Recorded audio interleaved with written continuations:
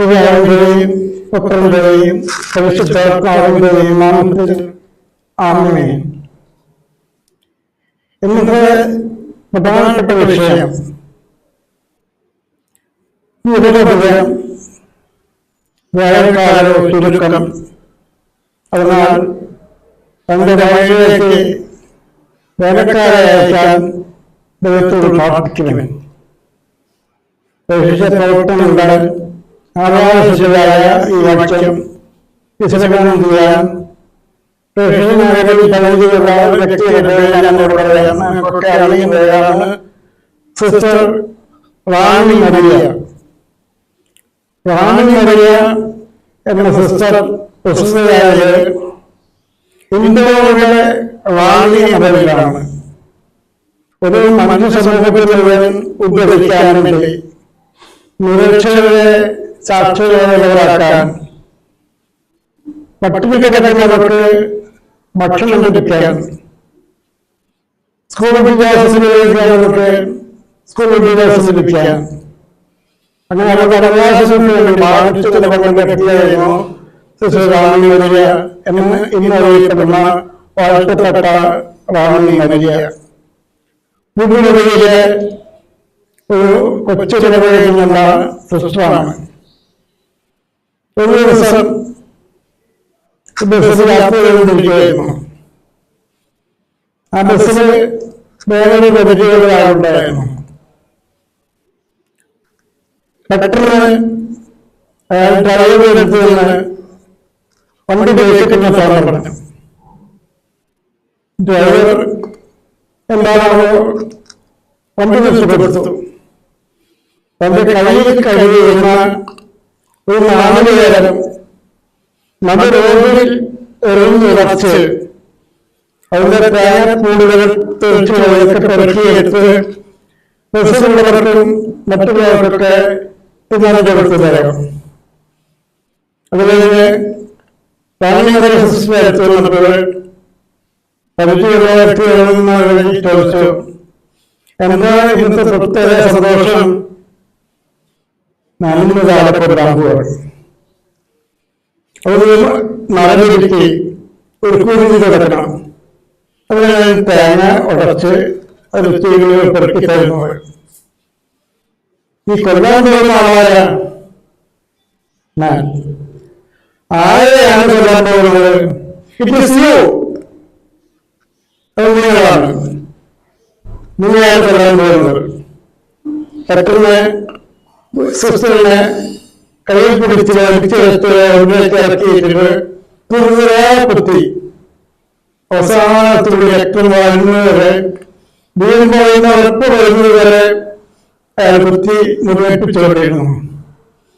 സമർദ്ദർശകനാണ് അദ്ദേഹത്തിന്റെ പേര്.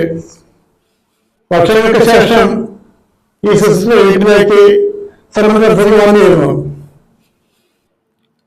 ഇപ്പോൾ സിയു എന്ന് പറയുന്ന ആ നിമിഷത്തില് മരിക്കാൻ പോകുന്നത് മാത്രം മനസ്സിലാകാൻ സാധിക്കുന്ന ആ സമയത്തുള്ളിൽ ജീവനത്തിൽ പോകേണ്ടി വന്ന ഒരു മിഷണറി.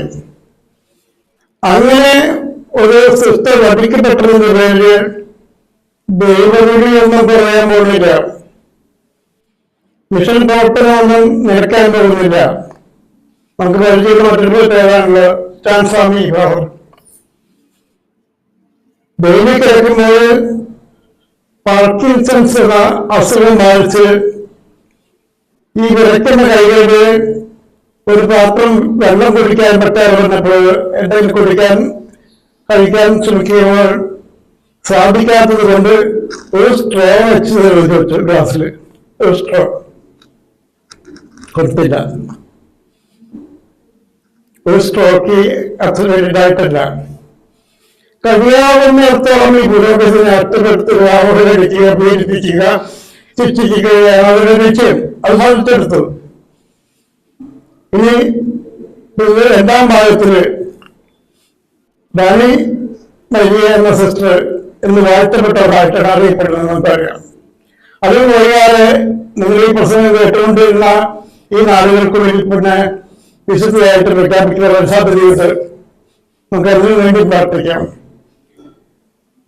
രക്തസാക്ഷി രക്തം കൊണ്ട് തന്റെ ആശയങ്ങൾക്ക് ജീവൻ ബലികൊടുക്കുന്ന വ്യക്തിയാണ് രക്തസാക്ഷി. അവനവന് വേണ്ടി എല്ലാവരെ അവന് ചുടുരക്തമൂറ്റി കുലം വിട്ടുപോയവൻ രക്തസാക്ഷി. നന്മയുടെയൊരു രക്തതാരകം മരണത്തിലൂടെ ജനിച്ചവൻ രക്തസാക്ഷി. എവിടെയോ രക്തത്തിനൊരു ചന്ദന തിരിയായിരുന്നു രക്തസാക്ഷി. കൂരിരുട്ടിൽ രക്തം പൊലിപ്പിച്ച് ഇരുവഴിയിൽ ഊർജ്ജമായൂരിയൻ രക്തസാക്ഷി. രക്തസാക്ഷി, നീ മഹാപർവ്വതം, എന്റെ കണ്ണിനെത്താത്ത ദൂരത്ത് ഉയർന്നു നിൽക്കുന്ന നീ മഹാപർവ്വതമായിട്ടാണ് രക്തസാക്ഷി വിശേഷിപ്പിക്കുന്നത്. എവിടെയോ വെച്ചിട്ട് കത്തിച്ചു വെച്ച ചമനത്തെയും മേതിൽ വെട്ടവും ഒക്കെ പരിചയമുള്ളവർക്ക് ഇക്കാര്യങ്ങളും കവിതകളും ഒക്കെ പെട്ടെന്ന് മനസ്സിലാവുന്നതാണ്. അതിന് പറയുന്നവർക്ക് ഇഷ്ടപ്പെട്ട ഒരു കവിതയാണ് മുരുകൻ കാട്ടാക്കടയുടെ ഈ കവിത. രക്തസാക്ഷി എന്നതിന് പല അർത്ഥത്തിലൊരു വ്യാഖ്യാനങ്ങൾ കൊടുക്കുന്നുണ്ടാകാം. ഒരുപക്ഷെ ഒരു നിരീശ്വരന്റെ കാഴ്ചപ്പാടുകളുടെ കവിതയാകാം. പക്ഷേ അതേസമയം കൃത്യമായ ക്രിസ്ത്യൻ ഭാഷയിൽ എടുത്താൽ ആ സിസ്റ്റം നിർമ്മാണം ഒരു കൊലപാതകമായിരുന്നിട്ട് പോലും അതിൽ നഷ്ടമായിരുന്നോ ആ സന്യാസത്തിൽ ചോദിച്ചാൽ അല്ല എന്ന് വ്യക്തമായ ഉത്തരം. നമ്മുടെ ജീവിത സാഹചര്യങ്ങളിൽ നമ്മളെ അങ്ങനെ പീഡിപ്പിക്കപ്പെടുന്നില്ല, നമുക്കത് അറിഞ്ഞുകൂടാ. തൃശ്ശൂർ അഭിനയിക്കാൻ കുറവില്ല. ഞങ്ങളുടെ കാലത്തൊക്കെ 3 വർഷം കഴിയുമ്പോഴേ 3 വർഷം കൊച്ചന്മാരായി 3 ഇടവകളിരുന്ന് 4-ാം വർഷം ഇടവക വികാരിയായിട്ട് മാറുമായിരുന്നു. ഇപ്പൊ 5 വർഷം കഴിഞ്ഞിട്ടാണ് അങ്ങനെ ഒരു അവസരം കിട്ടുന്നതും അവർക്ക് 5 വർഷം കൊച്ചന്മാരായിട്ട് സേവനം ചെയ്യേണ്ടതും അതിന്റെ കടമയായിട്ട് മാറി. അതേസമയം ചില സന്യാസികൾക്ക് ആവശ്യത്തിന് വൈകൂടിയില്ല എന്നതും സത്യമാണ്. പച്ച പുതുപട്ട് വിളിച്ച് പിടിച്ച് നടക്കുന്ന ഈ കേരള നാട്ടിലൂടെ കേരളസഭ 20 നൂറ്റാണ്ടുകൾ പിന്നിട്ടു. ഓശാനവാദി 20 നൂറ്റാണ്ടുകൾ പിന്നിട്ടു. പക്ഷേ ഒരു നാൾ വരും കേരളസഭ ഒരു പ്രതിബന്ധത്തെ എതിർക്കേണ്ടി വരുമ്പോൾ, സത്യത്തിന് വേണ്ടി നിലകൊള്ളുമ്പോൾ, നീതിക്ക് വേണ്ടി നിലകൊള്ളുമ്പോൾ നമ്മളൊക്കെ ഈ ആവശ്യങ്ങളോട് ആശയങ്ങളോട് ചേർന്നിട്ടുള്ളതാണ്. ഇപ്പൊ തന്നെ നമുക്ക് അറിയാലോ, ഈ സെന്റർ കഴിയുമ്പോൾ ജൂലൈ 3 ദിവസം കഴിയുമ്പോൾ എന്ത് സംഭവിക്കുന്നത് നമ്മൾ കാണാൻ പോകുന്നേ കേട്ടോ. അത് പ്രധാനമായും തന്നെയായിരിക്കും. ഏതൊരു നിലപാടാണ് അവർ സ്വീകരിച്ചോ ആ നിലപാട് അവരും ഇവരുടെ നിലപാട് അവരും 2 വ്യത്യസ്ത ശൈലിയുടെ ആയിരിക്കുള്ളൂ. നമുക്ക് നമ്മുടെ വ്യക്തിപരമായ ജീവിതത്തിലേക്ക് വരുമ്പോൾ മിഷനറി എന്നുള്ള ആ ദൗത്യം നമ്മൾ ഏറ്റെടുക്കുന്നത് വൈദികരായിട്ട് വേണ്ട, സന്യാസികളായിട്ട് വേണ്ട ഒരു കുടുംബനാഥനും ഒരു കുടുംബനാഥയ്ക്കും ഭാവിക്കും ഭർത്താവിനും ഒരേ സമയം വിശുദ്ധരായമെന്ന് വ്യക്തമായി തെളിയിച്ചുകൊണ്ടാണ് ഫ്രാൻസിസ് മാർപ്പാപ്പയുടെ ഇടപെടലിൽ നിന്ന് ചില വാർത്തകൾ ഡൗൺലോഡ് കൊച്ചു ദിവസത്തിലെ മാതാപിതാക്കളായ വിശുദ്ധ കൊച്ചു ദിവസത്തിലെ മാതാപിതാക്കളായ ലൂയി മാർട്ടിനെയും അമ്മയായ സെയിന്റ് മാർട്ടിനെയും ഒരുമിച്ച് വിശുദ്ധരായി പ്രഖ്യാപിച്ചുകൊണ്ട് കുടുംബജീവിതത്തിൽ ഉത്തരവാദിത്വം നിറവേറ്റിക്കൊണ്ടതിന് വിശുദ്ധമായി ജീവിക്കാമെന്ന് തെളിയിച്ചു. അവർക്ക് 5 മക്കൾ ജനിച്ചിരുന്നു. 5 പേരും സന്യാസികളായി. അതിൽ ഏറ്റവും പ്രസിദ്ധരായത് വിശുദ്ധ കൊച്ചു ദിവസമാണ്. ഇന്നും യുവാക്കളുടെ മാതൃകയായി നിലകൊള്ളുന്ന വിശുദ്ധ കൊച്ചു ദിവസയാണ്. സ്വന്തം അപ്പത്തിനെ സ്നേഹിക്കുന്നതുപോലെ ദൈവവാദം സ്നേഹിച്ചുകൊണ്ട് ജീവനമാക്കിയ കൊച്ചു ദിവസയെ പ്രവർത്തനങ്ങളുടെ മധ്യസ്ഥയായി പ്രഖ്യാപിക്കാവുന്ന കാരണം ശരീരവും വളർത്ത് 24-ാം വയസ്സിൽ മരിച്ചു പറയുന്ന വ്യക്തിയാണ് വിശുദ്ധ പത്രോസ്. എന്ന് വിചാരിക്കപ്പെടുന്ന വിശുദ്ധ പത്രോസ്. അപ്പോൾ വളരെ അപ്പത്തിനോടുള്ള സ്നേഹത്തിൽ നിന്നാണ് ദൈവമായ അപ്പത്തിലേക്കുള്ള സ്നേഹത്തിലേക്ക് വളർന്നത്. അങ്ങനെയെങ്കിൽ വിവാഹങ്ങൾ സംഭവിക്കേണ്ടത് നമുക്കാണ്, മാതാപിതാക്കൾക്ക്.